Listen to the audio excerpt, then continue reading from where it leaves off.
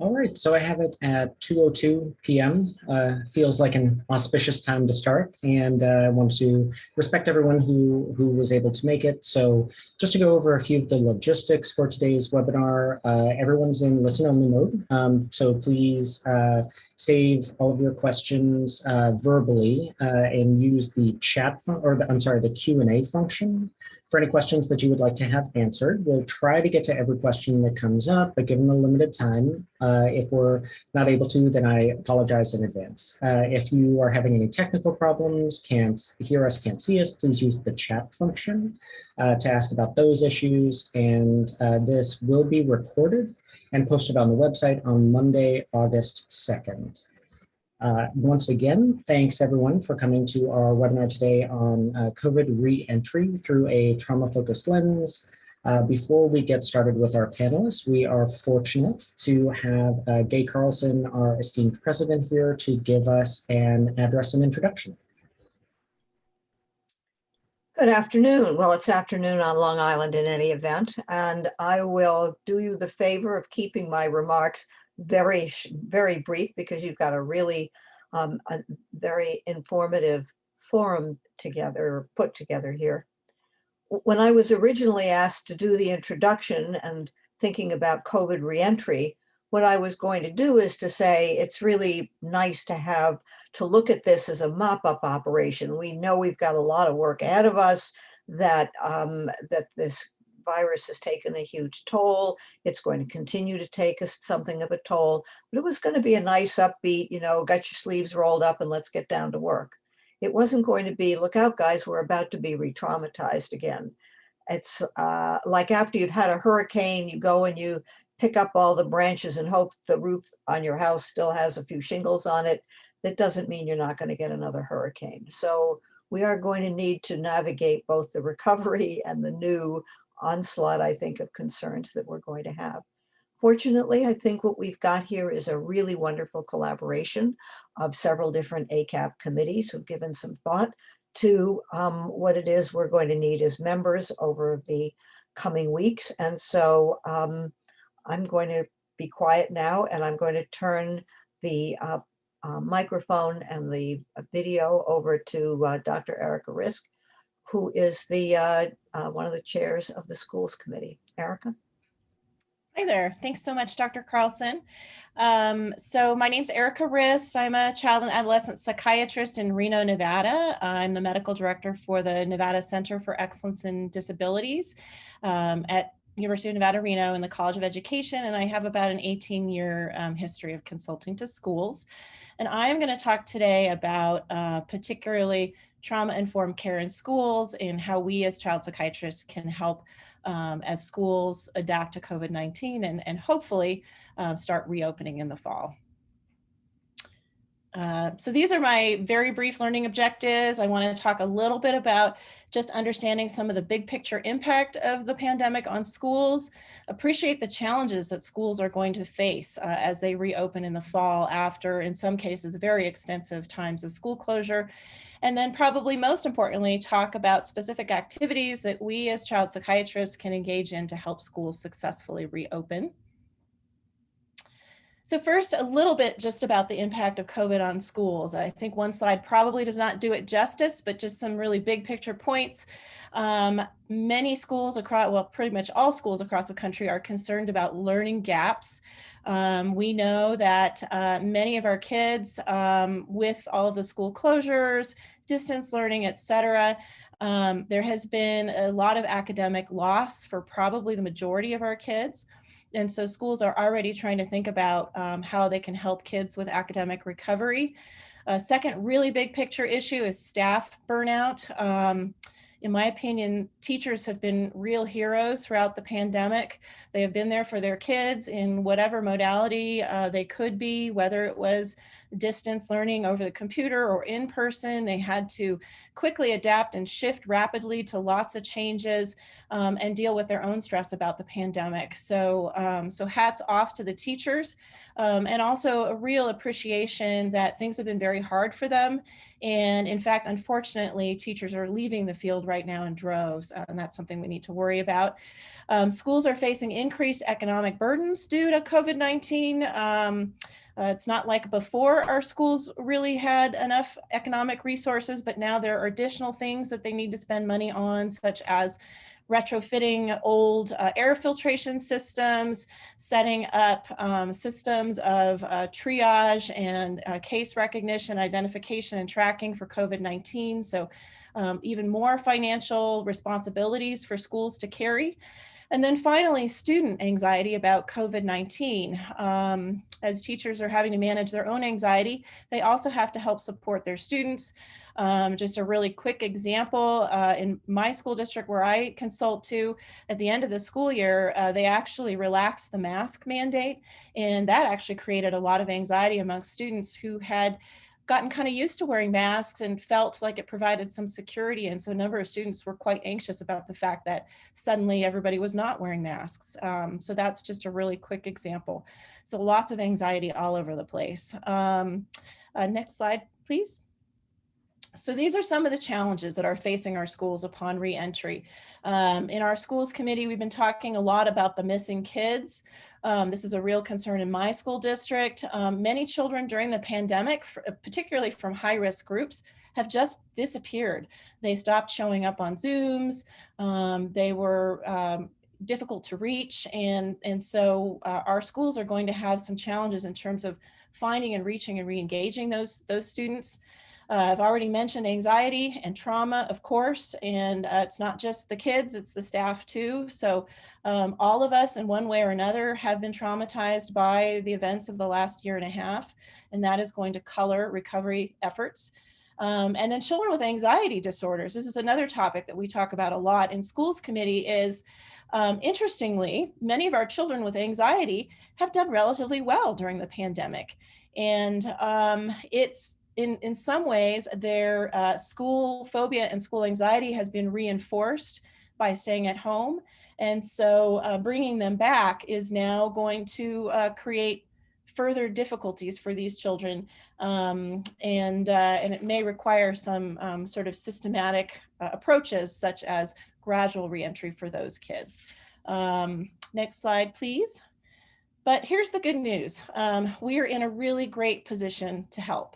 And so we, particularly those of us on the schools committee, really want to encourage child psychiatrists to think about contacting your local school district and offering to consult. There are many different ways to consult. You can consult directly through helping students individually. You can consult indirectly. You can do it through telehealth or on-site on school campuses. It can be a paid activity or a volunteer activity, many different permutations. A really good question is, okay, I want to help. What do I do? Who do I talk to? What I would recommend and suggest is find out, take a look at your school district website, find out who's in charge of either special education or student psychological services. That's probably a good initial contact person to just send a quick email or a voicemail and just say, hey, I'm a local child psychiatrist. I know there's lots of mental health concerns regarding reentry after COVID. I'm available, I'd like to help. Could we get together, have coffee, chat, see if there's a role I could play? Next slide, please. This is a list of some specific consultation activities for child psychiatrists. And one of the great things about this list is many of them are not traditional roles that we usually play. You know, we are used to working in outpatient clinics and in hospitals where we're providing direct clinical services. There's a lot of creativity in the way that a child psychiatrist can support a school. Here are just a few ideas.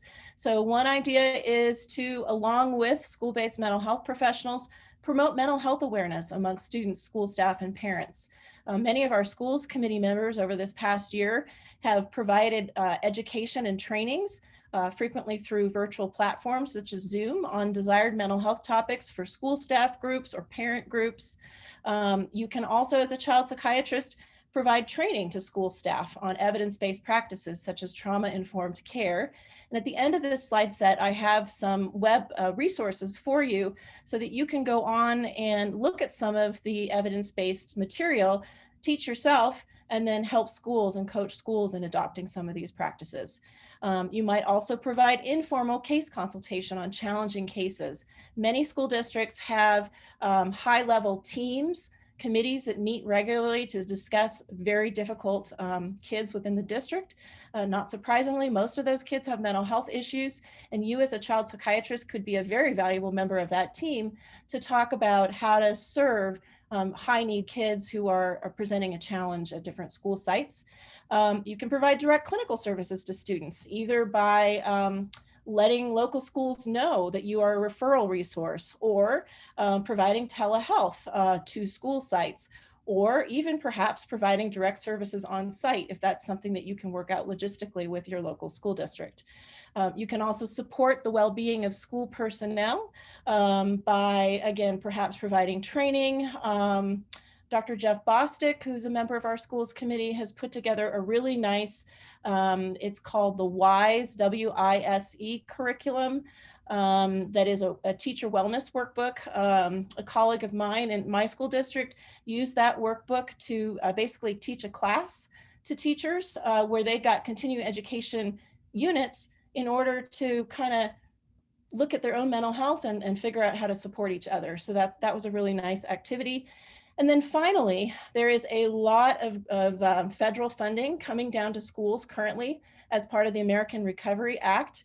And there's a lot of grant funded mental health programs that schools are starting, and many of them would be very willing and would like to have child psychiatrists consult in that process.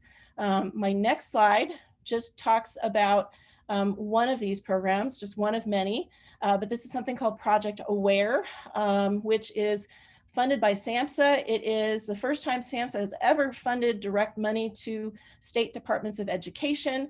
You can see there the goals, which are very much in line with child psychiatry goals. It's to increase awareness of mental health issues among school-aged youth, provide training for adults who interact with youths in school settings to actually detect mental health issues, and then hopefully refer them and connect them with resources that will help them.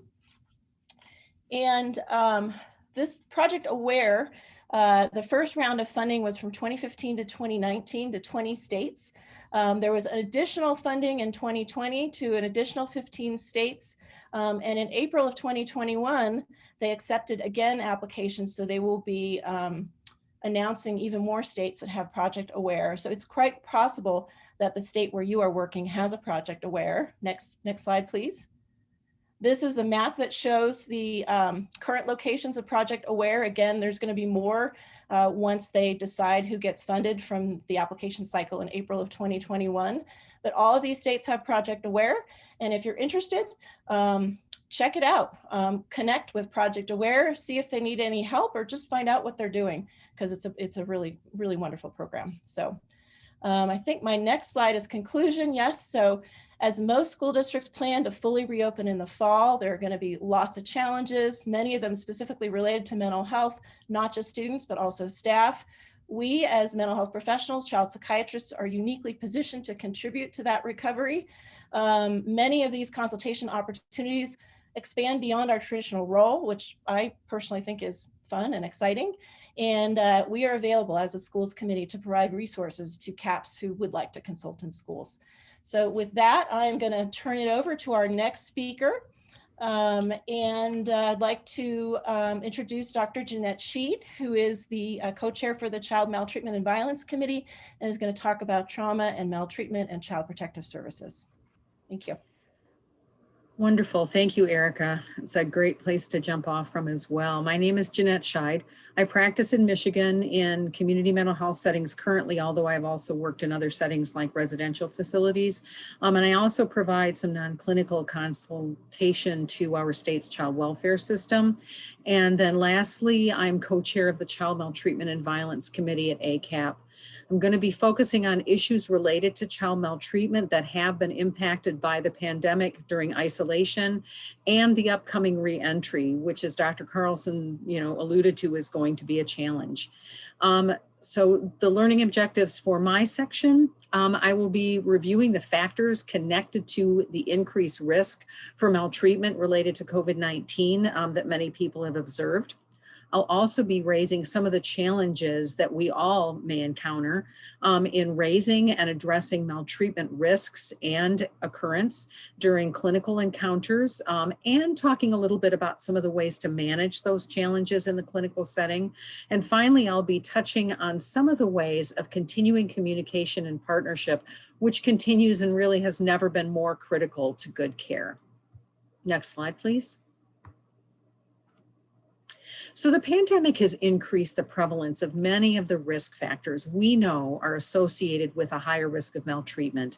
These include broad stresses on family units. It includes reduced access to social safety nets. We also know that as Dr. Riss talked about with kids disappearing, there's less eyes-on access by many of our partners who also are helpful in identifying maltreatment risk and occurrence, including primary care and including our school teams. These risks are also felt differently by the same members of our community who have borne a higher health burden during the pandemic and as they did even before the pandemic arose. Some of these stressors will diminish during re-entry, but because of the ongoing uncertainty about the pathway back to normal routine, re-entry is not going to be a straight path for any of us. The pandemic has also increased the risks of sex and labor trafficking, and these are issues that we had limited capacity to address even before COVID-19. The additional risks include increased financial stress on families and increased internet use, including less supervised internet use through social media. Could I get the next slide? So although COVID-19 created additional challenges and burdens on healthcare providers and other systems, it remains true that recognizing and responding to child maltreatment, including reporting maltreatment, remains one of the core clinical activities within the scope of child and adolescent psychiatry. And although the risks are higher, the manifestations of maltreatment remain similar. So some children who have been maltreated can show a wide range of emotional and behavioral changes, including difficulties with sleep, with eating, behavior towards others, sadness, anxiety. These changes can meet specific diagnoses sometimes, like post-traumatic stress disorder, but can also be less specific and harder to pinpoint. It's also true that children have been exposed to other stresses during this time that also can affect their functioning, including the losses of family members, reduction in social supports, insecurity related to changes in the social structures that all of us have kind of taken for granted and thought to be solid. For anybody who has access to the New York Times, one of my colleagues sent a New York Times article titled, "I feel like I'm just drowning," sophomore year in the pandemic, that I think really captures these struggles that all of us are experiencing. So when thinking about providing ongoing care to kids that you're already working with, it is important to continue to ask periodically about family relationships, especially any changes to discipline and conflict and any losses that these children have experienced. It's also important to be alert to changes in functioning that may signal an exposure to stress and/or maltreatment, and then follow up with additional questions if needed. When meeting a child for the first time in the context of the pandemic and reentry, it is important to pay close attention to patterns of discipline and correction, particularly if these have changed, household resources or changes in resources, how well the child is supervised when going online, including their social media use, and how they have been affected by relationship changes and losses. These items really are always a part of a comprehensive initial and ongoing assessment and ongoing care, but they really take on additional significance in the context of current circumstances. Next slide, please. So although we're moving back towards more in-person services, telehealth will continue to play a significant role in the care that we provide. There actually are some benefits in providing services via telehealth for children and families in their home setting, as it really does provide information that we previously didn't have access to, but it also comes with a number of challenges. So when thinking about including questions related to safety and maltreatment, it's particularly important to think about privacy. In the telehealth environment, this may involve doing things like suggesting that some of the appointment actually take place in a different room, like carrying the computer to a different room, talking with the child about a code word that they can use to indicate if they're not free to speak openly, and then suggesting using technology options. Earbuds is one option so that the conversation isn't broadcast throughout the device speaker to the general room, or by using functions in Zoom. For the latter, it's going to be important to know who can see the chat during and after the appointment, and consider clearing the chat during the appointment. And so this is learning a little bit about the technology if you haven't been using it in that way. For in-person appointments, you would think that the challenges to privacy are going to be easily managed because we're so used to doing it. But in the setting of COVID, there are going to be some continued challenges. For example, it's going to be important to think through where children and adults who are not directly involved in part of a clinical encounter are going to sit. Because there have been changes in building practices in terms of who's allowed in waiting areas, et cetera. And these will be really important to think through and discuss as we get back into office-based practice. The same content, regardless of the setting, is important to explore whether the appointments are online or in person. And I talked about some of those a minute ago, including thinking about relationships, stresses, discipline, access to other supports. Right now, this includes whether kids are returning to formal or informal summer activities, also asking about what their school return is going to be like and what that's going to mean for them and their family, and also asking about how they're going to be doing catching up on routine and acute health care, which will also give you a sense of what your partnerships are going to look like. Next slide. As was true before COVID-19, but really complicated by the pandemic, partnerships are important and possibly never more important. As a mandated reporter, you may be called upon to report suspected maltreatment according to your state's protocols. So it's always important to provide very specific information about your observations and what was reported to you by a child. This will really help your Child Protective Services teams make preliminary determinations about severity, risk, and acuity that will drive their next steps. It's also reasonable to follow up with Protective Services after you make a report if you don't get a response. Most states have some mechanism already in existence for providing that feedback of the outcome of a report of suspected maltreatment. And states vary in how reporting and investigating is organized. In some states, reports go to a central place, and then if investigation is going to happen, that occurs at the local, county, or regional level. In other states, all of those activities through Child Protective Services are managed at the local and regional level. It will also be important to be alert to changes in child and family interactions with you and with each other after a report is made. Sometimes reports really need to be made confidentially, but in some instances, it is reasonable to inform the family and the child that you will be making a report, and then be available to provide support during the investigation and any other steps that come.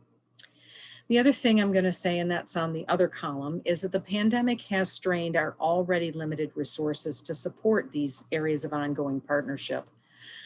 As we get closer to business as usual, it will be important to reconnect. So specifically, this includes thinking about reconnecting with the other members of the mental health teams, both within and outside of your organizations, especially when you may be providing clinical services and a youngster is getting psychotherapeutic services elsewhere.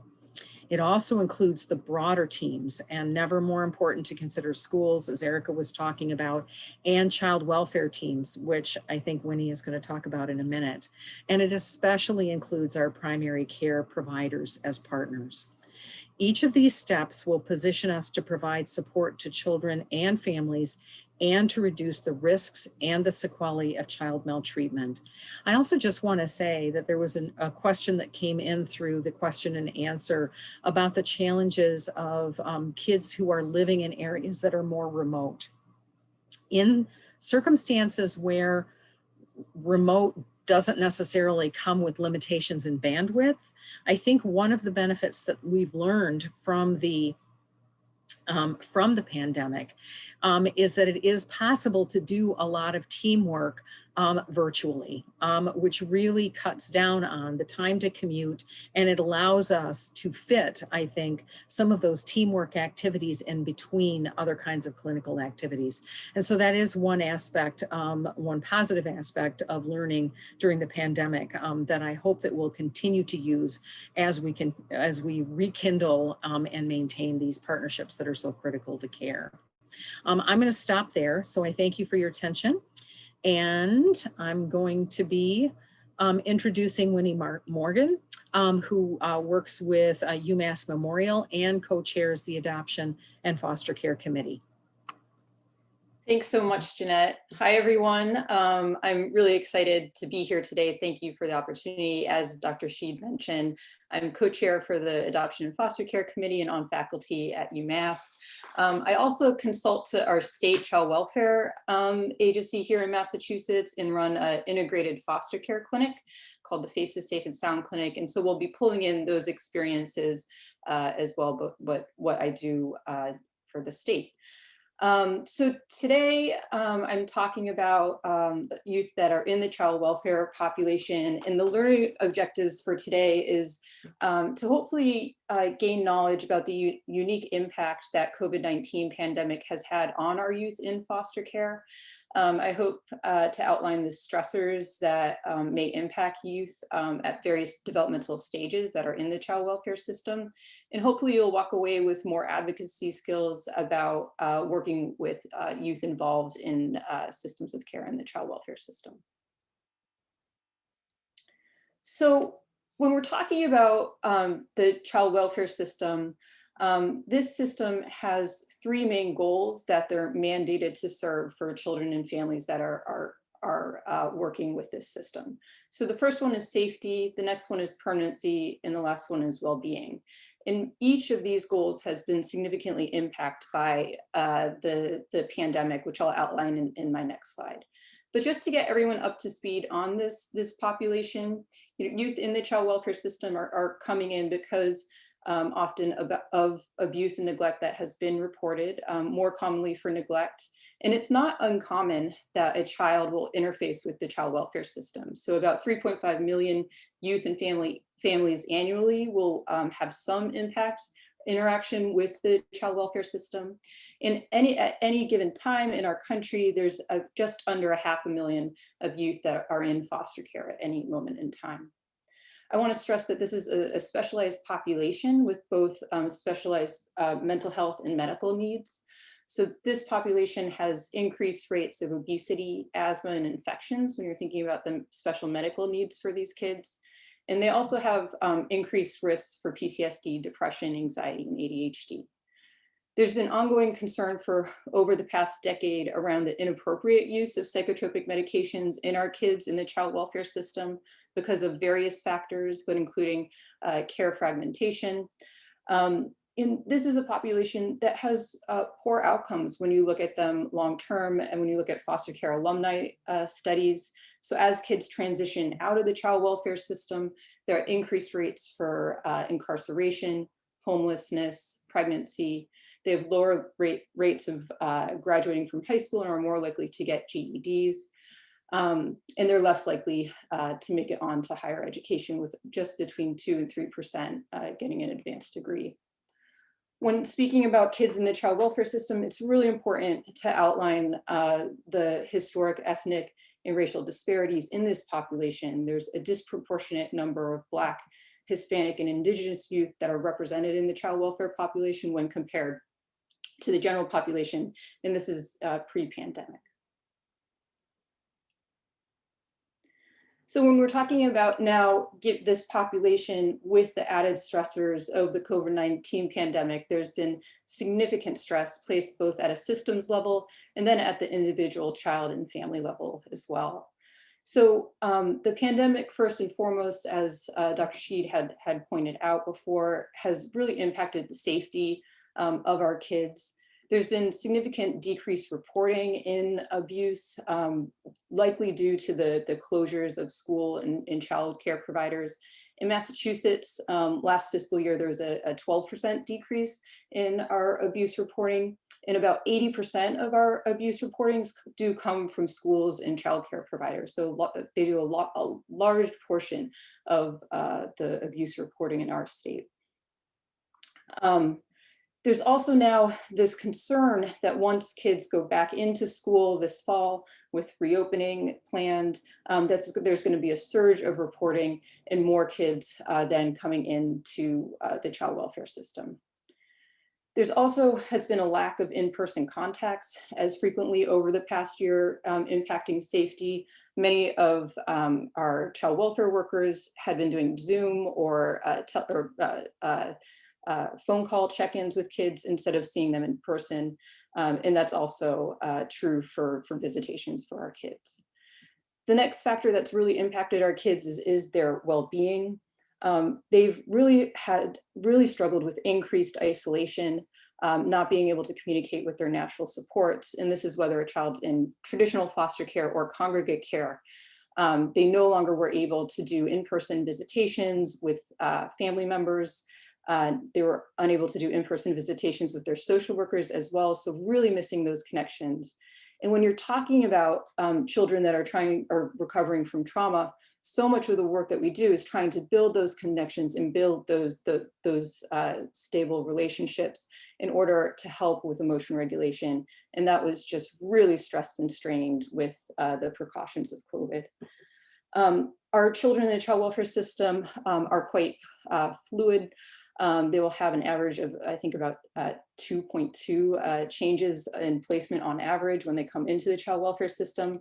So that really interferes with their schooling and learning. Children also in the child welfare system are less likely to be in areas where they have access to good internet services. And then there's also issues around coordinating that tablet and that computer so that they can then participate in the remote learning. So they really got hit hard with the education piece as well. I mentioned before about the historical ethnic disparities in the child welfare system. And this really came to light both at a systems level as well as on the individual case level. And really, there was a big call for equity within our child welfare systems and really impacted the kids that are in care.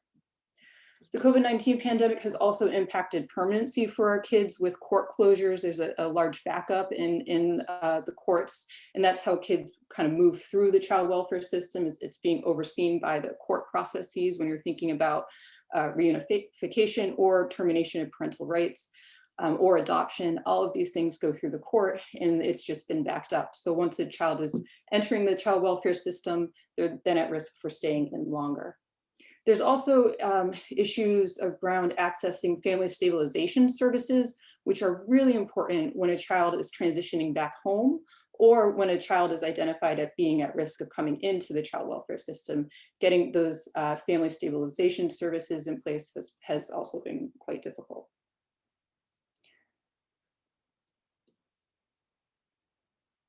So I wanted to take us now into the clinic and see how these different challenges are impacting our kids in the clinic at different developmental stages. So I have 3 different cases to quickly run through and could spend much more time on each case, but hopefully this gives you some ideas and some thoughts about working with this vulnerable population. So I'm going to start first with Johnny, who's a 3-year-old Hispanic male with a diagnosis of autism spectrum disorder, largely nonverbal. He's in a long-term foster care placement. He's been with this foster mom since he was a baby. He presents with the foster mom following concerns for severe aggression when made to sit in front of Zoom for speech therapy. And in talking with this foster mom outside of having to be on the Zoom, there were no behavioral concerns. He did quite well in her home. She'd been support for him for quite some time. Foster mom, though, was following the rules of the child welfare system, which said that the children in her care had to go to school. So she didn't want to go against what the child welfare system was saying and putting in place, and didn't want to lose the ability to take in foster children for herself.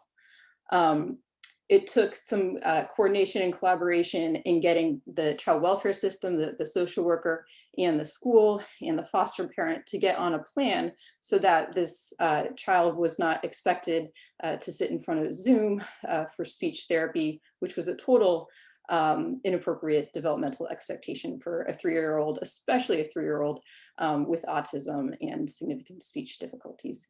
What we were able to do was prioritize this youth for in-person schooling and getting him in an in-person classroom once things were more open. So that's Johnny. So the next case is Rebecca. She's a 9-year-old white female who recently came into foster care, was referred for concerns of inattention and fidgeting while doing, again, remote learning via Zoom. The social worker was wondering about ADHD and if she needed medication. And this is probably the most common referral that I get to my foster clinic, is about concerns for ADHD versus trauma for our kids as they first come into the child welfare system. And I think the take-home point for this child is that, one, remember to think about trauma and the stress of coming into the foster care system, and two, looking at this child for a point in time, it's really hard to tease out whether this is ADHD or trauma. And so pushing back on that kind of push sometimes that you get as a provider to prescribe medication, and trying to get more of a longitudinal view of this case and making sure to talk with all of the appropriate providers for her. The next clinical case that I have is Jamie. So Jamie is a 19-year-old Black foster alumnus who aged out during the pandemic and has struggled with housing insecurity, food insecurity, substance use, and presents at the request of her social worker for anxiety. So she had voluntarily opted back into child welfare services, and she did not want to be in my clinic, talking with me. But as she told her story, what I was able to do is validate some of her experiences. She had been struggling with housing insecurity for about 3 years, and it was made worse with the pandemic. She did not have a lot of trust in DCF, as she saw them as really splitting up her family. And I was able to, one, listen to her, and two, really promote her voice and her choice when working with the child welfare agency to help her get more housing security. And what I will say for our youth that are aging out of care in the child welfare system, that there's actually bills out there that allow children to stay in child welfare services for 2020, 2021, up until 27, actually. So as youth are at risk for housing insecurity as they're aging out of care, there are supports right now in place with the pandemic relief to continue to support our transitional age youth that are aging out. So some practical tips to take home when you're working with children in the child welfare system. It's really important to understand local child welfare policies and practices and what services may have changed during the pandemic. An example being the increased supports for our transitional age youth as they age out. Really, at baseline, this is a vulnerable population, but it's a population that's really made more vulnerable with the COVID-19 pandemic, and taking into account those factors with the baseline risk factors for our kids.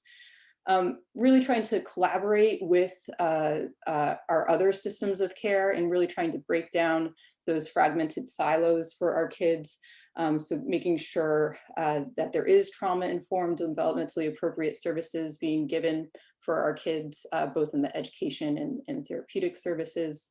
And advocating for regular in-person visits when appropriate for families, and including siblings. I think siblings is something that is often missed, where parental visits are more thought about, but making sure that they are getting those connections with family members and caregivers. And then, of course, supporting the youth voice in terms of treatment planning and decision. And I have some references for you all. And I'd like to introduce our final speaker, Vera Fuhrer here, who is the co-chair of the Emergency Child Psychiatry Committee. Thank you so much, Vinny. Thanks everybody for joining today. And I'm gonna continue with my topic of managing high-risk youth. My name is Vera Fuhrer, and I am in New York at Northwell Health. And I direct the emergency service and behavioral health urgent care, and actually working together with schools as well in providing them with crisis services. And so I am gonna talk today, next slide, about the various ways that COVID-19 impacted our crisis presentations and hospital presentations through this period, and sort of the patterns that we've seen across the country. And then really talk a little bit about some unique safety considerations for virtual care in terms of assessing safety and suicidality in the context of home-based telepsychiatry services, which is what a lot of you are doing today. So next slide. So really during the pandemic, and a lot of this has been covered already, but during the pandemic, we have seen so many things shift, and that's not, different in the hospital system. From the very beginning of the lockdown period, we definitely have seen that COVID-19 sort of magnified previous problems, and what we're talking about, and some of the comments in the chat today, this considerable inequality that kids that have already been disadvantaged, already struggling, are now, have this even more widening COVID gap in terms of, their access to many things, among them healthcare. And then in the healthcare space as well, from the very beginning in the lockdown period, certainly last spring in New York, supplies and staffing, and how do we transform our hospitals and our spaces to meet the need of our communities and also to keep our teams safe, was brought a series of rapid changes. And then even though, now 18 months later, maybe we're all feeling a little bit more comfortable with virtual care, the reality is that our evidence relating to the details of virtual care and how, we know a lot about how it works and how well it works for many things, but there's a lot that we don't yet know about it. And then the regional differences across the country in experience in different stages and phases of this pandemic has been something that we've observed as well. And like I said, that widening gap, worsening disparities and social equity concerns, rising need for support as we progressed during the pandemic. It has become clear after the lockdown that more and more people were coming for mental health help in the hospital, and some of it was just people who didn't get care during the lockdown period, and now they were coming, and some of that was additional volume due to the increasing stress and many of the factors already mentioned here today that again puts kids that are high risk at even higher risk, and that uncertainty and isolation certainly had an impact on everybody as well. Next slide. So in the ER and the hospital, the clinical presentations have definitely shifted. And in the beginning, at the very beginning, when this started last March, we started seeing initially an increased number of kids with developmental disability, ASD, coming into the hospital because they were perhaps the most vulnerable to that sudden change of structure and not having services and not having school and having all their routines upside down. And then the schools adjusted, right? And they were the first kids that everybody recognized that they need to be brought back to the school building as soon as possible. And at least, around here in New York. We have, by the summertime last year, the special ed kids have been, for the most part, back in the building. So then the presentations about them maybe lessened a little bit, but that initial phase, definitely we've seen a lot of kids. And then also kids that were just abandoned in the ER because the families now having to deal with them all day long just couldn't deal with it, couldn't manage it, couldn't manage the behaviors, and really didn't know what else to do. In the beginning also, we have seen a lot of fear about coming to the hospital, delaying care, people not coming because they were afraid. That had then, decreased, but we still see people who say that, they didn't come because, they're still isolating or are not vaccinated for some reason or have vulnerable family members, and they're afraid of coming to not just the hospital, but anywhere, right? They're afraid of letting the kids back into school. And that those fears with the reentry and the new variants and the masking mandate going away are now popping up again. And we do have many people who are, still afraid to access in-person care and are delaying care. And then I think one pattern that has been talked about a lot in the media and the different CDC studies also coming out about suicidal presentations through the pandemic. So as we all know, adolescent suicide, child suicide, the numbers have been increasing for years now. And that's not any different during the pandemic. And in fact, if anything, it seems like there has been an increase, although I don't know that we know the full data yet, but what is published or what is out there in terms of being studied, we do see that there's an increase, particularly in adolescent females presenting with suicidality. I believe there's one study that said that in their sample, there were about 3 times as many, 300% increase in adolescent females presenting with suicidality. The true numbers, the real numbers will follow in the coming years, I think, beyond these small studies, the real population level numbers, but we are seeing that pattern, and particularly an increase in suicidal overdoses and ingestions, severe enough requiring medical care and medical admission. And in our hospital, and I know this is the case in many other places in the country, kids that are getting admitted to medical units and our CL services on the medical floor, pediatric floors, have been seeing a lot of increase in volume and being very saturated, partially because of the medical complications and partially because of boarding. So kids needing really a psychiatric bed, but then not having one and then having to wait. And that has also been one of those things that has always been an issue even before COVID, and now COVID magnified it. And we're seeing just so much more of it, that it's a real crisis, and it's a real indication of our whole mental health care system being in crisis. It's sort of the tip of that iceberg that you can see in the ER, and then it really means it's because of everything else being saturated and overwhelmed with all the care that everybody's providing or needing to provide. We've also seen, and study after study shows, that people have been reporting an increase in anxiety, depression, PTSD, or just acute stress symptoms. A lot of the things that my colleagues before me have talked about obviously have contributed to that. Again, the most vulnerable kids being at higher risk for more adverse childhood experiences, predisposing them to all sorts of sequelae, and we definitely are seeing those patterns as well. And then an increase in eating disorders has been something that's, reported not just in this country, but around the world. I've, spoken to colleagues in Australia, Israel, Europe. This is something that they're seeing as well. Incredible number of kids coming in with different kinds of eating disorders, lots of food refusal, not all classic presentations, but a big increase in kids.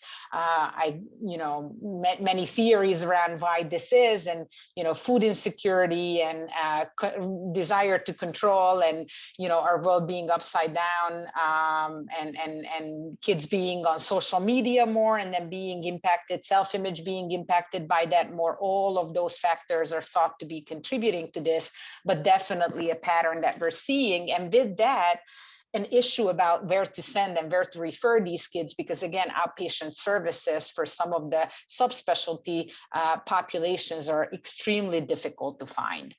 And then we've talked about this before, so I'm not going to repeat what was said already, but increase in child abuse, domestic violence, kids running away, substance use. In the beginning, during the lockdown, interestingly, there is a drop in substance use because of a lack of access and everybody just being home. And then now with everybody being all over, we're seeing an increase in that.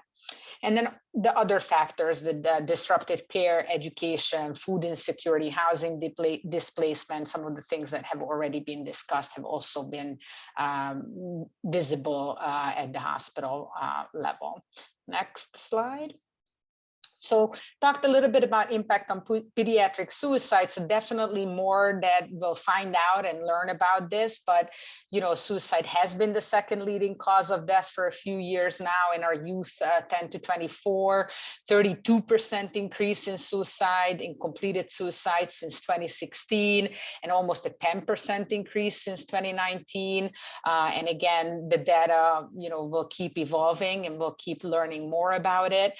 Definitely increased utilization in ERs and hospitals to address this problem, and then really limited in-person interventions to prevent or mitigate suicide risk, because when all the care is virtual, as it has been for much of the ambulatory child psychiatry world in much of the country for the last 18 months, people's comfort level of assessing and working with suicidal or chronically suicidal kids through a screen and really having a feel for their risk and feeling like they can assess that adequately through a screen without needing to send them to an ER for an in-person assessment has also been limited.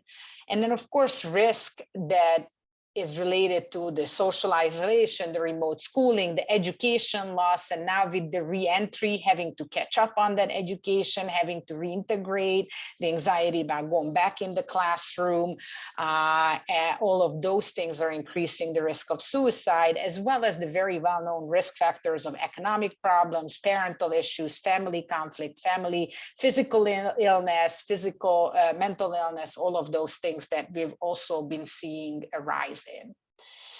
And then some kids have decreased risk, because for some kids, not having to be in school or not having those problematic peer interactions, having closer parental monitoring has actually decreased the risk. However, we can expect that some of those kids now with the reentry, if school districts really are not going to have a virtual option and everybody, has to be back in person, we can imagine that the reentry will be tough on those kids that have really been, very happy, thank you very much, attending school from their beds. Next slide. So social distancing and psychiatric care. So again, social distancing and virtual care as a result has certainly, we've known for years, advantages, and with this rapid, development and blooming of telepsychiatry all of a sudden, I think we have overcome some barriers that we have tried to overcome for years, and it really accelerated positive change. Many advantages, of course. There's a potential for increased engagement. Adolescents and families, many times prefer it. Geographical barriers, subspecialty care, scheduling issues, no-shows, like we've all seen on our services, the advantages of providing care this way. However, there's certainly disadvantages in certain populations or certain kids that this is not the best for. So the need for an emerging need for some sort of system where you can have a hybrid is really important. And some of those disadvantages have been mentioned. For example, the concerns about confidentiality and privacy and the need to create that sometimes in somebody's environment, data security from the provider standpoint even, and then being able to address safety concerns concerns, and then some populations or some care just not possible or as effective virtually, like, play therapy, working with younger kids. We all know what the challenges are there, and for some people it just doesn't seem to work. It's difficult to engage kids, and for some folks it just doesn't happen. Next slide.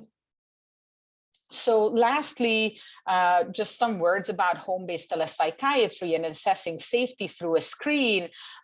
So we're working through, and I think our publication about this is coming out. We're working with colleagues through ACAP and the telepsychiatry committee to work on tools and education for providers on what are some really important safety considerations, or what are ways that we can make sure that we're doing this through a screen in a safe manner. And some of them have actually been mentioned before, but the environmental safety considerations would be, where is the patient? Are they, driving in a car? Are they in a private space? Are they in a space where, if they get upset during the session, they can quickly access something that will hurt them? What is their environment like, and how can we mitigate for any risk, and how can we foresee any risk that might be in that environment? So what are our emergency procedures and contingency plans? How are we educating families about that, about what is the requirement for us to be doing this in a safe way, especially for high-risk youth? Having contact information, alternative contacts and other alternative contacts, knowing who's in the house, who's there nearby to call on if there's safety concerns during session that arise, who are our participants, what are our contingency plans for privacy, like Dr. Scheid mentioned, code words, signals, ways that kids can let us know that their confidentiality or privacy is compromised. And then what are the lethal means that are in their immediate environment or in their larger home environment that we maybe need to address and, again, mitigate and educate families about removing. And then clinical safety considerations. What is on our toolkit that we can use to screen for safety concerns? What are tools and scales that we might use? What is our structured way of assessing that risk ongoingly? And then how can we maybe use digital or digitally shared tools to support safety, such as, when we're in the office, we give maybe printed education, or we make a safety plan. How do we do that from a distance and electronically? How are we taking advantage of, for example, apps for safety planning exist and, can be used and co-utilized through the screen and can easily be digitally shared with one another. So really tapping into those tools that even from a distance and even through the screen, we can make sure that we're ensuring safety for these kids and maintaining that on an ongoing basis, again, especially if they're high risk or have chronic suicidality. And I think that is it for my part. So thank you, everybody. And I'm going to pass it back to Dr. Kelly and our Q&A session. I just want to give on behalf of everyone here, a huge appreciation to all of the presenters for taking the time to share their expertise. I personally found this tremendously helpful. I think we're all facing a lot of questions about how to help keep kids safe, along with sort of the increased distance maybe we feel that Dr. Führer, you were talking about with suicide screening, but all sorts of evaluations, having to do them more virtually and sort of in less of a comfort zone that we're all getting used to. So there were some excellent questions that came up. We actually got one question before the presentation that Dr. Scheid, you started to answer from your perspective, but I also want to throw it out to the group. So the question was, what considerations do you additionally have when the child or system at hand is one that is very rural, remote, or frontier? For example, the Northern Plains, the Great Basin, or the Native American reservations. What additional resources or tools do you look to help in those situations?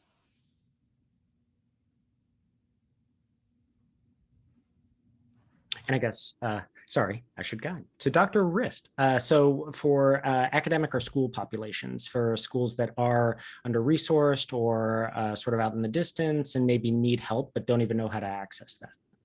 Sure, yeah. So it's a great question and obviously very important question. So I've had the opportunity and the benefit to work with some rural communities in Nevada, and there actually, believe it or not, there are some benefits to being in those kinds of communities, just in terms of they don't have the silos and, you know, the sort of people working at cross purposes that we sometimes have in larger communities. And so I've been really impressed sometimes at how creative those rural communities are about utilizing the resources that they do have. So, you know, I think, you know, as a piece of advice or tip or whatever for somebody working in a rural community is looking for where the natural supports are. Particularly when you're working in a rural community from a particular culture, like an indigenous community, they have a lot of positive mental health supports that are embedded in their culture that I think could potentially be accessed. So not to say, you know, again, really what we'd want to do as a country would be to provide resources with equity and access to all. But knowing that that's, you know, probably not a reality for today anyways. I think, you know, helping communities in those areas access their natural supports and utilize their natural supports, and then use telehealth medium to connect them to maybe supports that aren't available in their communities.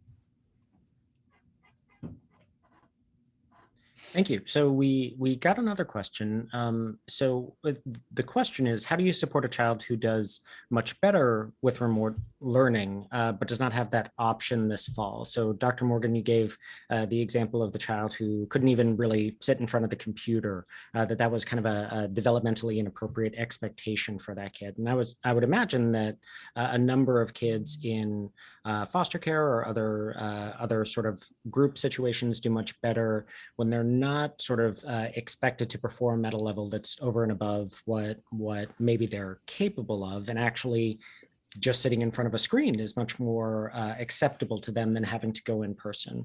Or Dr. Riss, sort of from the school's perspective, with kids who have become very comfortable with the telelearning, but now they're all expected to just sort of plop themselves in the chair and behave like this never happened. So I think from both perspectives, do you have any tips on how to address that? You know, it's so interesting. I didn't talk about this, but there is a portion of, you know, our child welfare population that are in the child welfare population because of school refusal, unfortunately, and that, you know, often takes a large team around this child in order to figure out the best strategy for this child to re-enter school. And so there is that portion that when COVID hit, all of a sudden these kids in the clinic, well, great, I don't have to go to school. You know, that issue's over.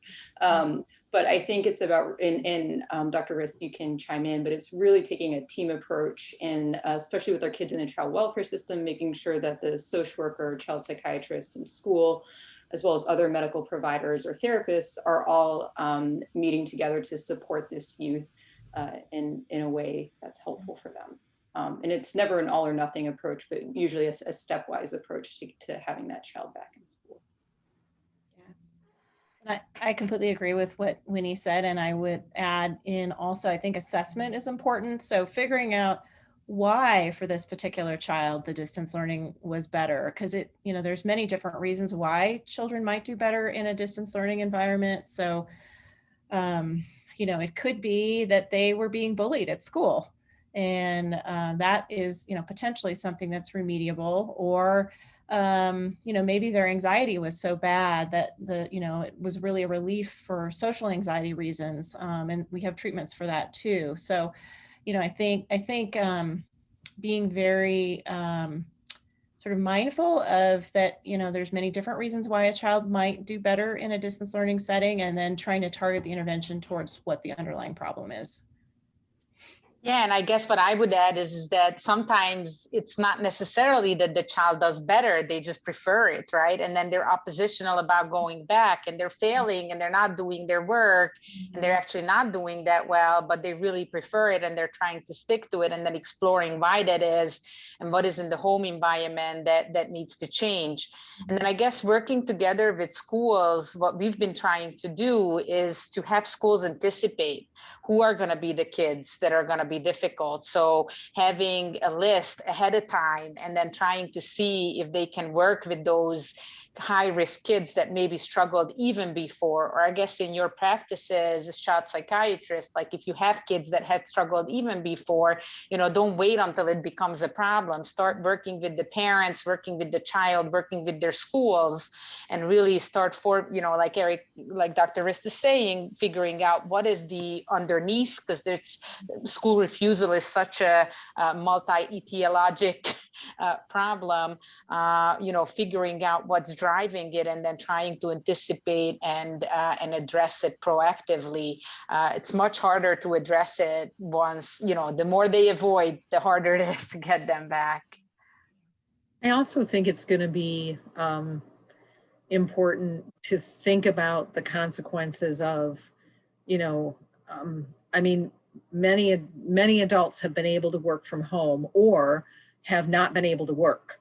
And so they have been home, and as we move back into more people going back into workspaces, that's going to have to be a consideration. If that youngster's going to be at home trying to homeschool without adult support, that's a very different circumstance than maybe a family that makes a thoughtful decision to shift educational spaces. So it's complicated. And I don't know about you guys, but in Michigan, there's some schools that are starting up this coming August 8th, and many are starting August, like the third week of August. So this is all going to be happening in the next few weeks.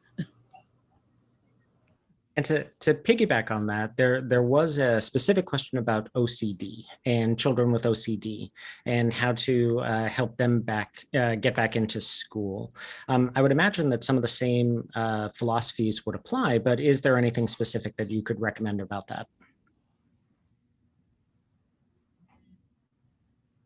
And I think what comes to mind to me is, yes, similar strategies. And then if it's the OCD driving, whatever behaviors it's driving, just, treating it with like OCD, exposure response. I think just evidence-based treatments as much as possible. And sometimes identifying that it's OCD is a challenge, right? Because not all the presentations are so classic and so obvious. And in fact, in the ER, we will often see kids that are coming in with, these intrusive suicidal thoughts. But when you start like digging and you start questioning, it's really OCD. And really sometimes it's difficult to identify, but then really identifying it and then again, being proactive, preparing. Those kids will have concerns depending on how their school is going to function, whether, it's really the infection that they're worried about. And if their school is going to not have a mask mandate or, have low vaccination rates in their region, things like that will influence it. So I think, again, just like understanding the full context of what they're in and what is driving the anxiety and the behaviors.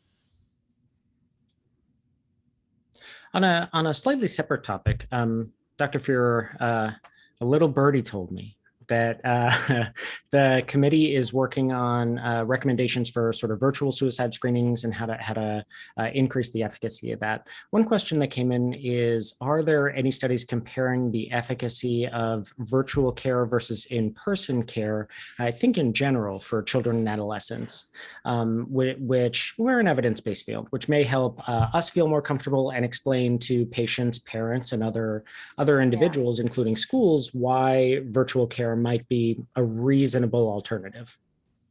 Yeah, so there's actually a robust literature, and I would encourage everybody to navigate to the ACAP Telepsychiatry Committee website, because they actually have a lot of resources there, including the evidence base for this that exists. And I think we are going to see more and more coming out, because there was a robust literature even before COVID, but now with everything turning to virtual and having this huge shift, I think more information is going to be coming out about this.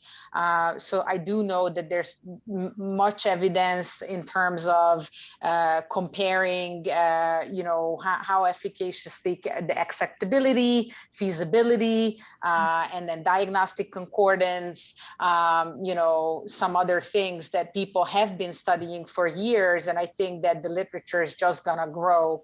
And really on the telepsych part of the website, there's a lot of that information is there.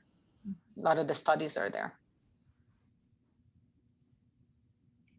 Another question came through that is an excellent question. Could be a whole presentation in itself.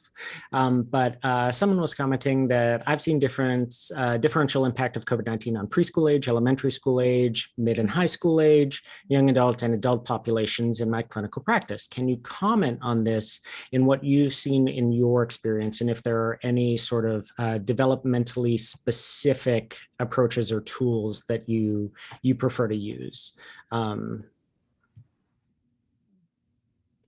Whoever wants to take that.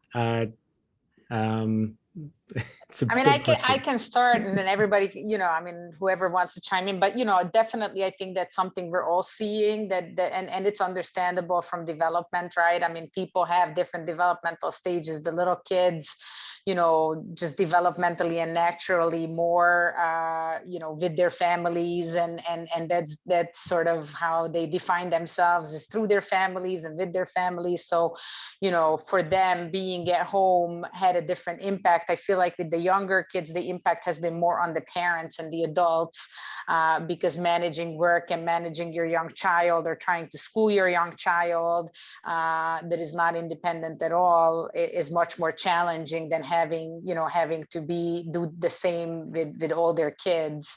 And then, as we go middle school and high school, and, certainly the adolescents have suffered a lot, having been cut off from peers, cut off from activities. Huge milestones for them were lost, during this period. So many connections, and that's developmentally, right? That's where they need to be, and they were sort of halted in that during this period. So, definitely, I think having a developmental approach is helpful in terms of understanding, how this might have impacted on each age group. Yeah, I mean, that was a beautiful response, Vera. If I had to, pick a population that I was most concerned about, it would be that transitional age youth, the adolescents.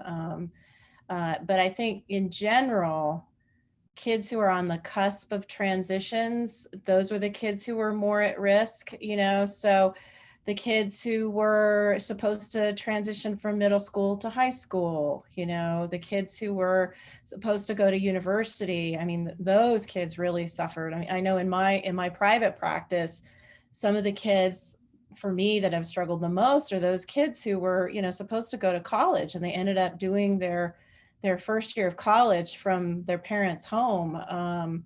And I think that's probably why I just saw a statistic from the CDC that there was a study in June of 2020 where in the age group from like 18 to 25% of those kids had suicidal ideation during that past month. I mean, that's shocking and horrifying, but it really fits with that that developmental disruption of a normal developmental milestone that didn't really happen the right way because of COVID.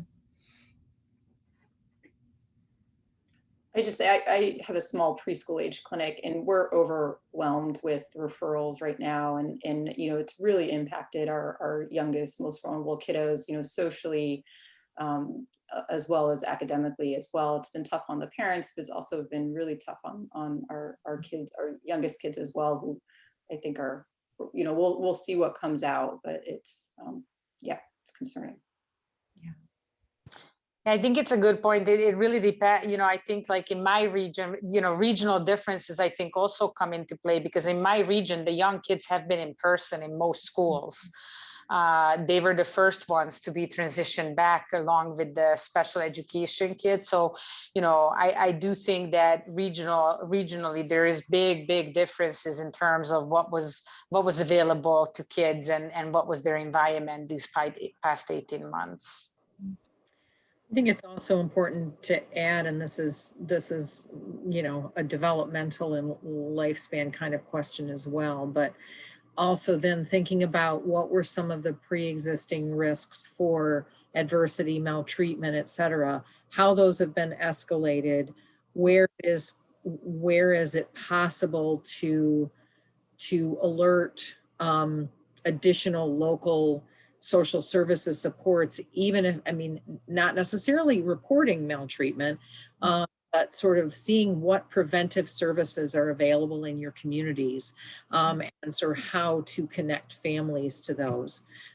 Because I think that that's, you know, I mean, there's the stressors coming from without, all of the challenges doing the things that are normative for an age group, but it's also trying to manage the challenges within, in terms of the, you know, in terms of the isolation and the, you know, the increased stress within the families. And that, all of that stuff, you know, Vera was talking about things like local and regional.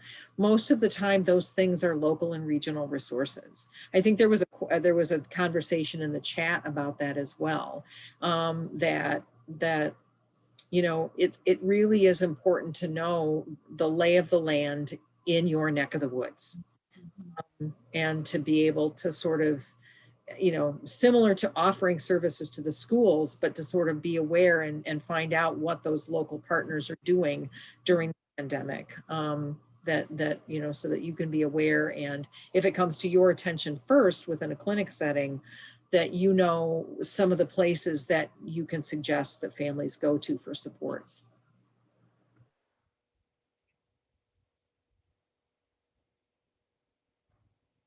See, I shouldn't have muted myself. I always forget to unmute. Dr. Scheid, there was a specific question about a very specific population, children who are trafficked, so sexually trafficked children. So much of that assessment tends to do with sort of behavior that you notice on evaluation. So what happens when you try to take away their cell phone? What happens when you tell them that they're going to be sort of in an inpatient unit locked away? So it's sort of their response to specific things. How would you recommend doing an assessment like that, or what sort of cues do you look for virtually?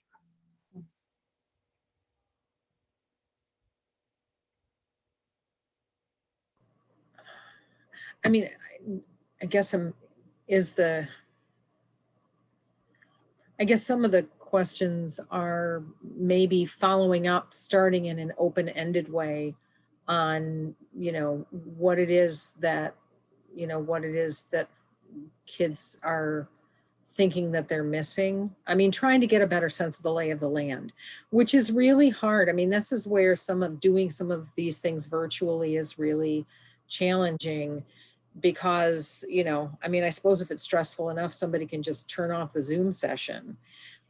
So again, I guess I'm gonna say approaching that in a stepwise fashion. And I also think that even though when we're inundated, this is really hard to come by. And I'm not sure, this is just me talking, and so I call them my soapbox moments when I'm not sure of the evidence base. But I guess I'm going to say that one way to approach that is not try to take such a big chunk out of a single clinical interview. But if you've got suspicions, if you have, you know, spidey sense that something is going awry, look at your schedule and try to get that kid back sooner, you know, like within a week, within 2 weeks, and just continue to chip away at it. And meanwhile, that also gives you a chance in between appointments to go back to your local environment and to find out what are the local services and supports and what are the resources, so that you can come back to that next encounter better prepared. And for Dr. Morgan or Dr. Rist, there's a bit of a separate question. The question was, this year was a challenge with virtual schooling and getting ADHD rating scales.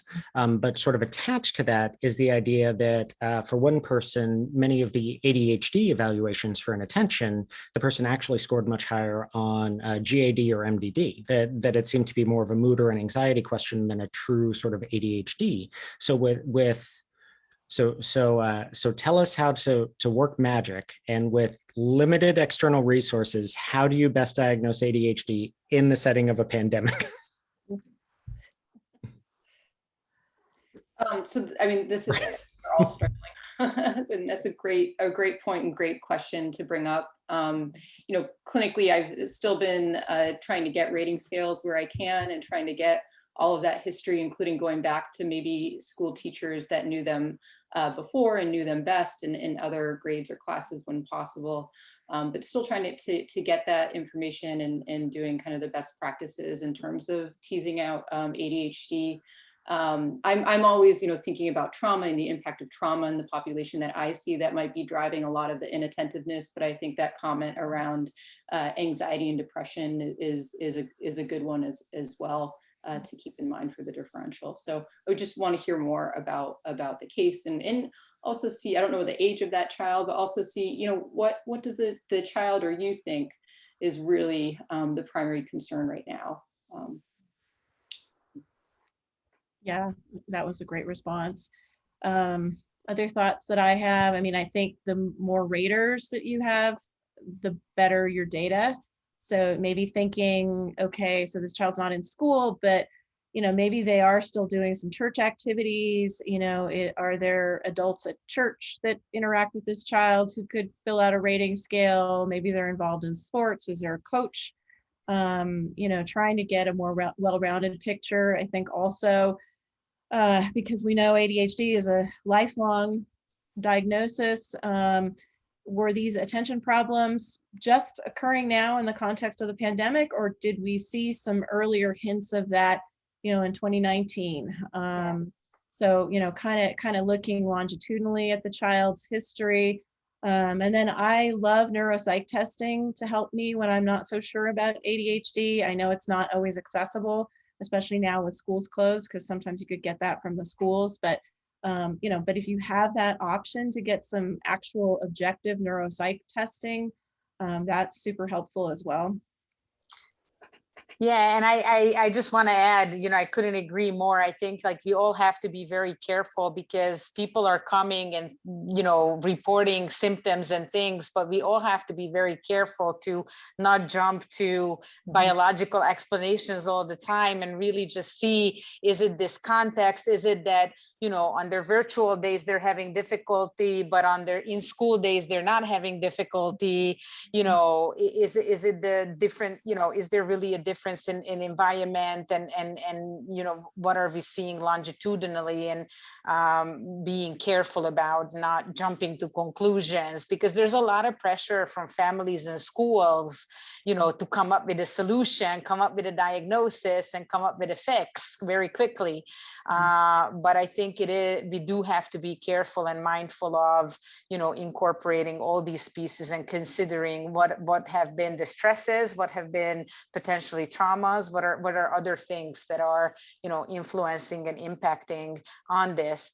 And then as far as the raters are getting multiple viewpoints, somebody commented in the chat, and I think it's a great point, that telepsychiatry does have the advantage of having additional people that normally wouldn't come to session, join session, and whether that's a CPS worker, Child Protective Services worker, or another family member, or somebody from the school that is working with that child, can they be now more involved? Can virtual care help us and provide that advantage that maybe they can be more connected and more involved with the care we're providing? I just also want to add, in the context of ADHD and sort of global executive functioning, the issue of day-night cycles and sleep, and a shift in schedules. Even when kids were going to school virtually, it was shorter periods of time, then breaks, then shorter periods, not every day. And I think that the New York Times article that I got from a colleague, especially I think with the teenage kids, which are already kind of a mess, even before COVID hit, but just this idea that, kids are up all night and not, it's just very challenging to put all of that information together, and come up with the best explanation, and then with the best set of recommendations. Another factor I've been thinking about lately is exercise. I'm becoming more and more convinced that exercise is a really protective factor for all attention, but particularly kids with ADHD, they do so much better when they're able to run around outside. And, with the lockdowns, kids weren't even really getting outside a lot of times. So I think that's another variable to think about is, and a potential intervention, is the child getting enough exercise to help with their cognitive attention span. And it'll be really interesting to see what happens with some of that, with this sawtooth pattern of what re-entry will be, will be allowed. I mean, right now, the weather has been better, so it has been possible if encouraged to get outside. But, I mean, it's possible that gym time at school is going to continue to be different. Right. Sports will probably continue to be variable. So. Another question that came up, a very interesting one, and a potentially political one. So I'll phrase it neutrally. Is what are your feelings on advocacy for vaccination? So one member said that they were around and helpful during the rubella epidemic, and that sort of relying and advocating on sort of vaccination and information around that particular vaccine was helpful at preventing cases. So in your practice, is that something you discuss with your adolescents and your parents? Is that something that you feel is a topic you can open up comfortably? And if so, how do you sort of discuss that and advocate for that? I mean, to speak personally, we just got the ability to give the Pfizer vaccine at our hospital sort of universally to adolescents. Some of whom don't want it and don't want to discuss it and don't want anything to do with it. So what are your feelings about that? I mean, like you guys, we have actually had the ability to offer the vaccine in the hospital for a while now to families, and we do try to incorporate it just to our engagement, also just to ask about it. Are you vaccinated? Did you consider it? Would you want to get it today? And at least bring it up and just present it as, this is something that's important and this is something we're advocating for. And we're offering. I don't know that we really go beyond that because that's not really the goal of our visits at the hospital, but we do bring it up and actually, as we were sitting here in this virtual forum, on my emails I just saw it popped up that ACAP just joined other organizations in supporting the mandation of vaccine for healthcare workers. So I thought that was worth a mention. I'm chuckling a little bit because I have an 18-year-old, my son, who really, really does not want to get the COVID vaccine. And it took me 3 years to convince him to get the HPV vaccine. And we were at his pediatrician's office a few weeks ago, and she was trying really hard to convince him to get the COVID vaccine. And I was impressed as I watched her because, with adolescents, you can't tell them what to do. What you can do is ask them questions to try to get them to think about things a little bit more. So, she was asking him some kind of appropriate philosophical questions about, well, what do you think about, because he was saying, well, I don't need to get it because, even if I get COVID, I'm probably not going to get real sick because I'm healthy. She said, well, but what about if you're around, what about your societal obligations? If you're around somebody who doesn't have a good immune system and you give them COVID. So I liked her approach, which was, to get the adolescent thinking about the more global issues and engage them in a conversation as opposed to just saying you should get the vaccine. So. Very interesting. I have a 12-year-old who couldn't wait to get the vaccine, and the minute it came out, he wanted to get it and his thing is actually more being afraid of the long term. Like somebody commented on this, we don't know the long term. We don't know how this is going to impact. So yeah, I won't get very sick now and it's fine, but who knows? Right. That's right. Yeah. I think it's also been, and probably Winnie knows this too, and anybody who works in the child welfare sphere, is that it's been more complicated to have these conversations in families that are separated from each other you know, on purpose. You know, it's really hard enough in families, you know, of, you know, where there's divorced parents and maybe differences of opinion and trying to sort of navigate that. But in the child welfare sphere, there's, you know, it's like, what is the parental role? What is the foster parent role? What is the youth role for, you know, for the space in which we now have vaccines, and the transition age youth who are really empowered to make their own decisions. And so it's been really complicated and I think where I've heard people mostly coming down is trying to provide as much reasonable information as you can, and you know, like to combat, you know, some of the misinformation that's out there.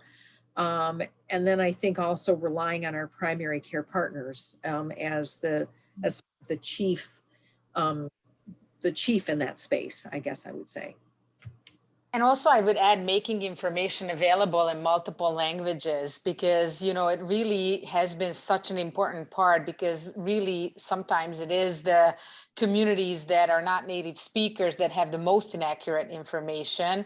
And so we have been trying to make it available in multiple languages and then also distribute through the schools.